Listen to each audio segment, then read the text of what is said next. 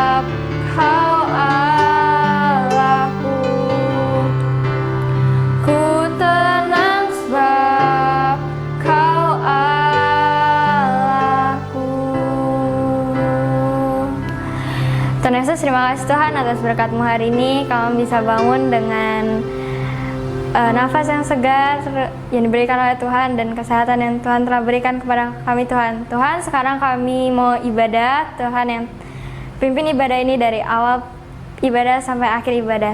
Terima kasih Tuhan Yesus. Haleluya. Amin. Yuk semuanya bangkit berdiri. Kita mau menyanyikan lagu Hari Ini Kurasa Bahagia.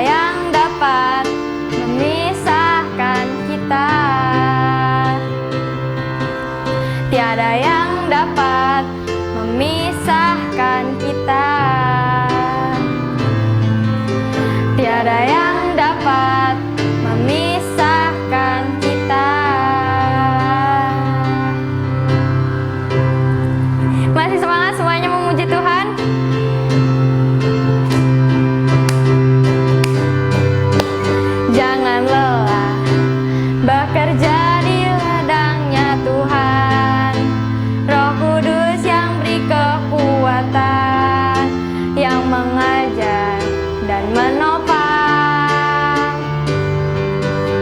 Jangan lelah bekerja di ladang-Mu Tuhan, yang selalu mencukupkan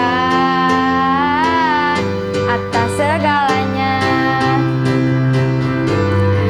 Ratakan tanah yang berlumbang, timbullah tanah yang berlubang, menjadi siap dibangun di atas kesaliman. Ratakan tanah bergelombang, timbullah tanah yang berlubang, menjadi siap dibangun di atas kesaliman.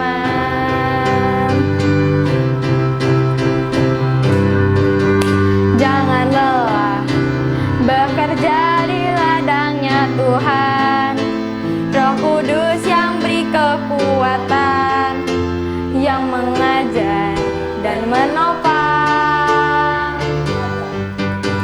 Tiada lelah bekerja bersama-Mu Tuhan, Roh selalu mencukupkan atas segalanya.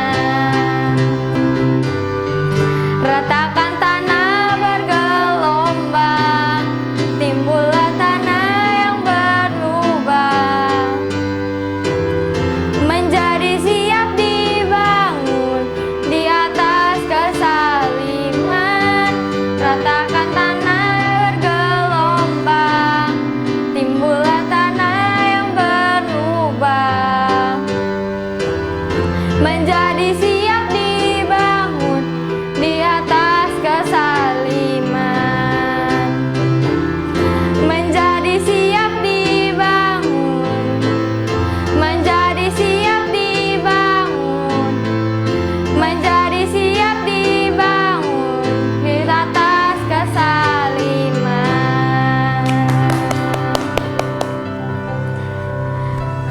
Mari teman-teman, kita mau masuk ke dalam firman. Kita semua mau mendengarkan firman Tuhan. Kita angkat satu pujian seperti wanita.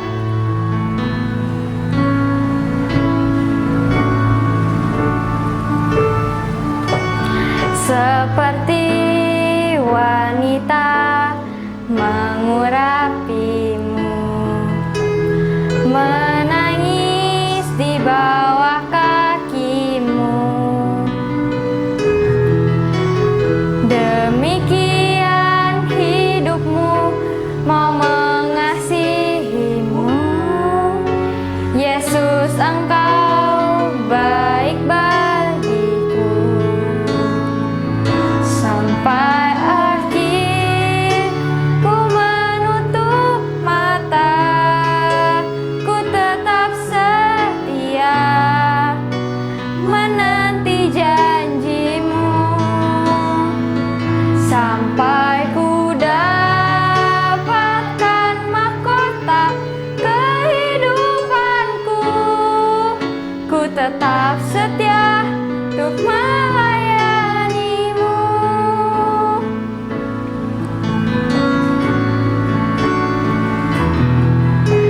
Seperti wanita mengurapimu, menangis di bawah kakimu. Demikian hidupku mau mengasihimu. Yesus, Engkau baik bagiku. Sampai akhir ku menutup mata, ku tetap setia menanti janji-Mu. Sampai ku dapatkan mahkota kehidupanku, ku tetap setia untuk melayani-Mu. Sampai akhir ku menutup mata, ku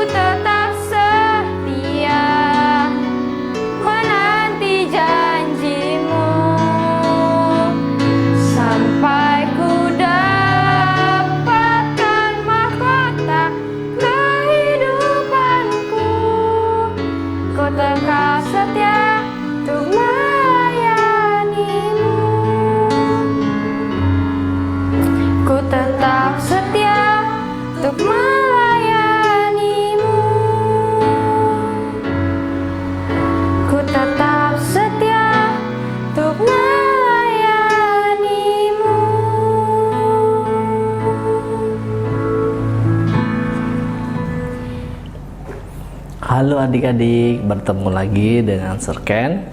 Nah, sudah siap mendengar firman Tuhan? Sebelum kita mendengar firman Tuhan, mari kita berdoa terlebih dahulu.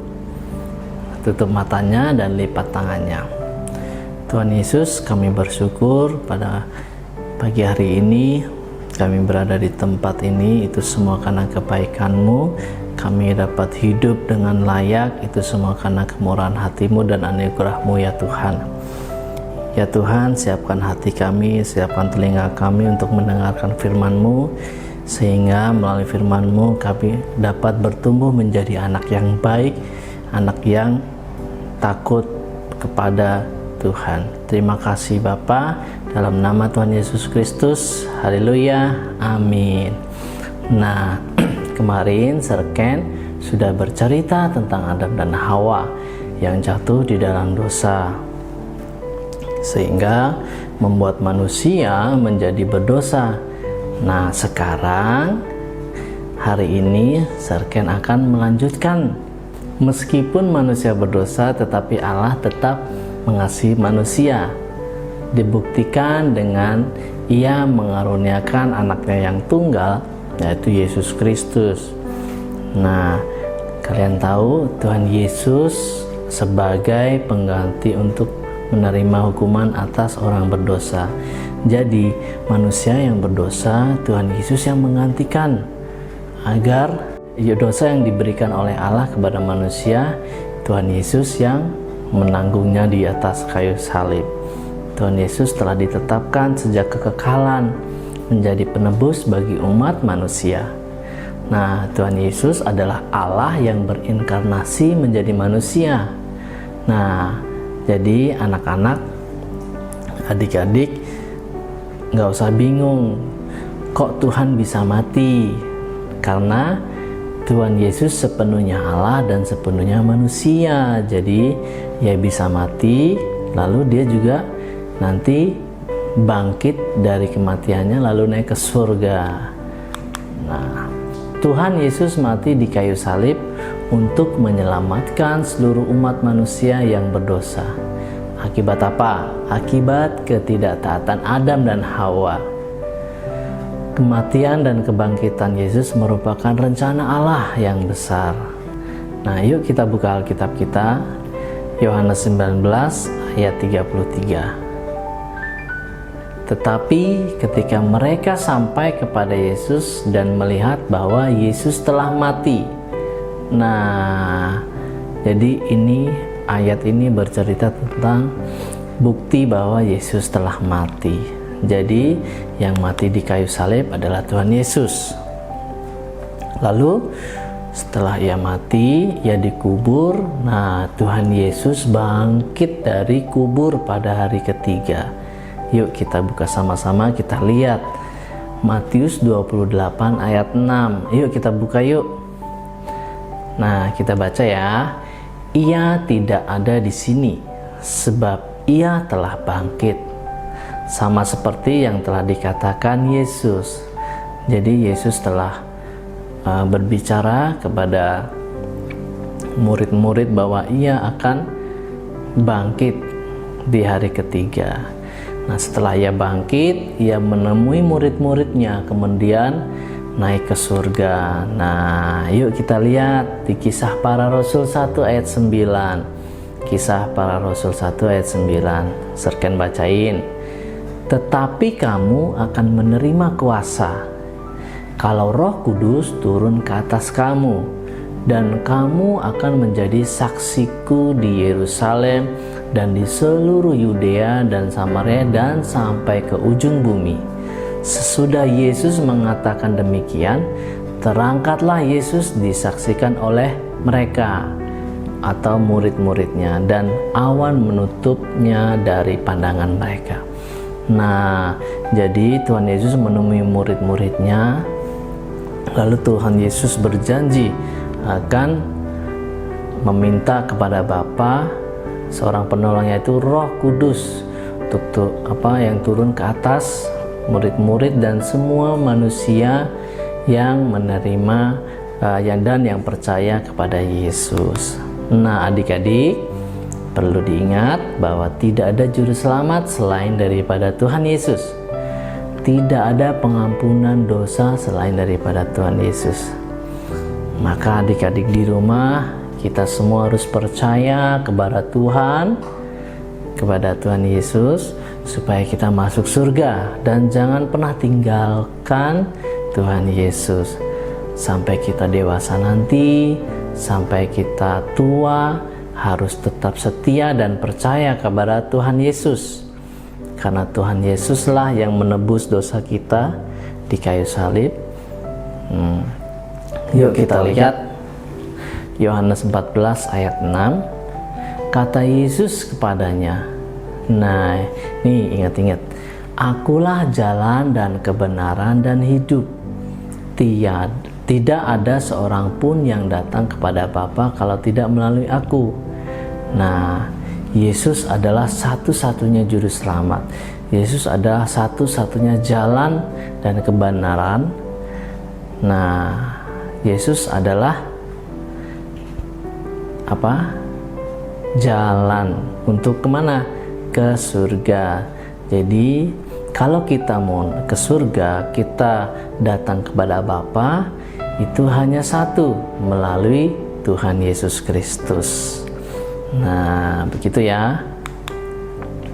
Oke, selanjutnya, ketika Tuhan Yesus mati di kayu salib, manusia diampuni dosanya, sehingga manusia dapat hidup kembali bersama dengan Allah.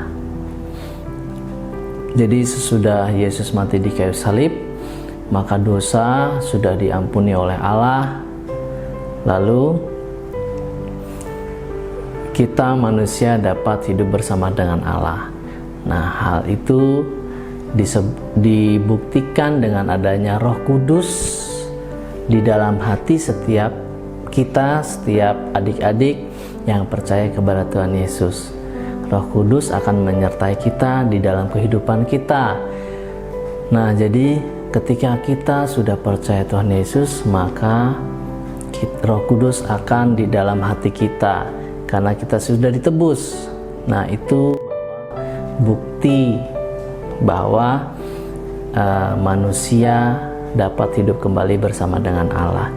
Kalau belum ditebus, maka tidak ada Roh Kudus.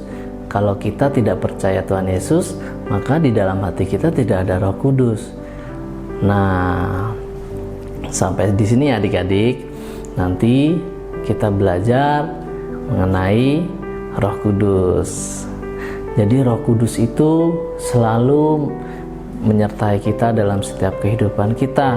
Roh Kudus yang membantu kita, Roh Kudus yang menguatkan kita ketika kita sedang sedih, sedang nangis. Roh Kudus menghibur kita. Roh Kudus juga mengingatkan kita akan dosa-dosa kita. Misalkan kalian berbuat jahat, kalian melawan orang tua, Roh Kudus membisikkan di hati kalian agar jangan melawan orang tua. Nah, oke ya, nanti kita sambung lagi untuk kita belajar mengenai Roh Kudus.